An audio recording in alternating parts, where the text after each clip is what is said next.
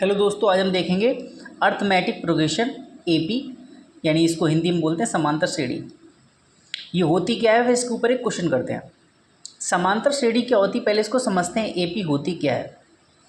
Suppose कोई sequence बन रहा है हमारे पास 1 2 3 4, इन सभी में डिफरेंस कितना है, एक एक का आ रहा है, तो ये क्या होगी, समांतर श्रेणी होगी। हमारे पास क्या होगी, समांतर श्रेणी। सपोज यहाँ बन रहा है 2 4 2 4 6 8, ये भी क्या है हमारे पास, एक एपी है।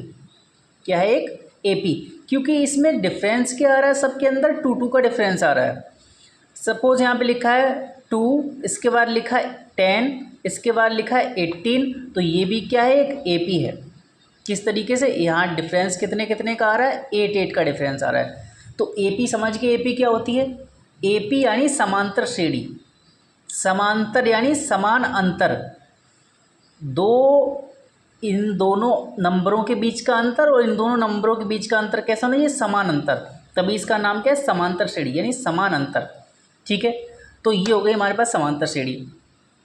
ठीक है, इस तरीके की अगर इक्वेशन बनेगी तभी ये समांतर श्रेणी है, अन्यथा समांतर श्रेणी नहीं है। सपोज यहाँ लिखा है 1, यहाँ लिखा है 3, यहाँ लिखा है 8, यहाँ लिखा है 10 या जो भी, तो ये समांतर श्रेणी नहीं है, क्योंकि यहाँ डिफरेंस कितना क्या आ रहा है, 2 का आ रहा है, लेकिन यहाँ 2 का डिफरेंस नहीं आ रहा, तो ये एपी नहीं है। तो ये तो सबसे पहले तरीका होगा एपी चेक करने का। अब क्वेश्चन उन्होंने दे दिया, उन्होंने बोला है कि ये समांतर श्रेणी है। क्वेश्चन में क्या बोला कि ये समांतर श्रेणी है 2, फिर ये बॉक्स दिया है, फिर 26, यानी 3 नंबर हमको इसमें दिए हैं। सेकंड वाला नंबर नहीं पता, लेकिन अंतर कैसा है इसका, समान समांतर श्रेणी है, तो सेकंड वाला हमको नंबर निकालना है। इसके लिए फॉर्मूला होता है, एक फॉर्मूला क्या होता है, फॉर्मूला होता है ए एन बराबर ए प्लस एन माइनस के 1 ब्रैकेट के बाहर डी। अब ये समझ लो होता क्या है, ए एन जो होता है हमारे पास लास्ट नंबर होता है। जो भी ए पी दी गई, सपोज ये ए पी है तो उसमें ए एन का वैल्यू कितनी, 8 है। ये ए पी है तो उसमें एन की वैल्यू कितनी, 4 है। ये ए पी है तो उसमें एन की वैल्यू कितनी, 18 है। अगर ये ए पी है तो उसमें एन की वैल्यू कितनी है, 26 है। ठीक है, तो ए एन में हमको ए एन पता चल गया कितना, 26 है। ए क्या होता है, फर्स्ट टर्म। इस ए पी में ए की वैल्यू क्या है, 1। इस ए पी में ए की वैल्यू क्या है, 2। इस ए पी में ए की वैल्यू क्या है, 2, यानी फर्स्ट टर्म जो होता है उसको ए बोलते हैं। तो हमें ए की वैल्यू पता है और एन की वैल्यू पता है। एन क्या होता है, number of term. A P कितने हैं, एन नंबर हैं ए पी में, इसमें कितने हैं, 4 हैं, तो इसमें एन की वैल्यू 4 होगी। इसमें भी एन की वैल्यू 4 होगी, इसमें एन की वैल्यू 3, क्योंकि 3 नंबर है।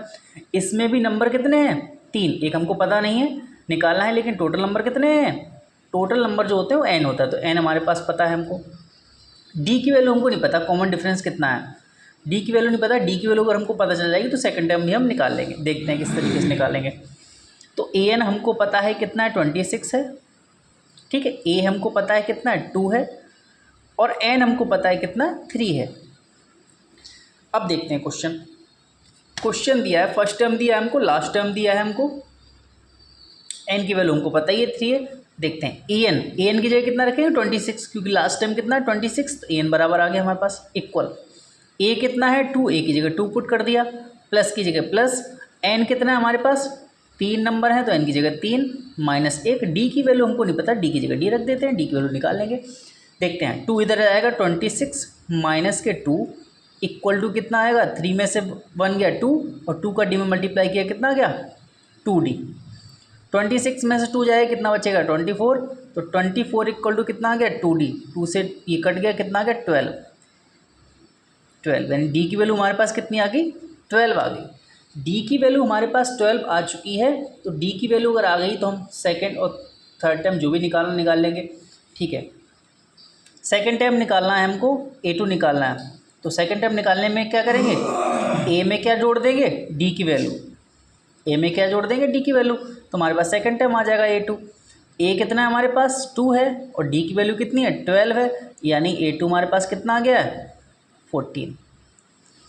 तो बॉक्स में खाली जगह पे क्या आएगा, 14 आएगा, और इसी तरीके 14 में 12 जोड़ दोगे 26, इसी तरीके से आगे AP बन जाएगी। ये हमारा क्वेश्चन हो गया, सिंपल।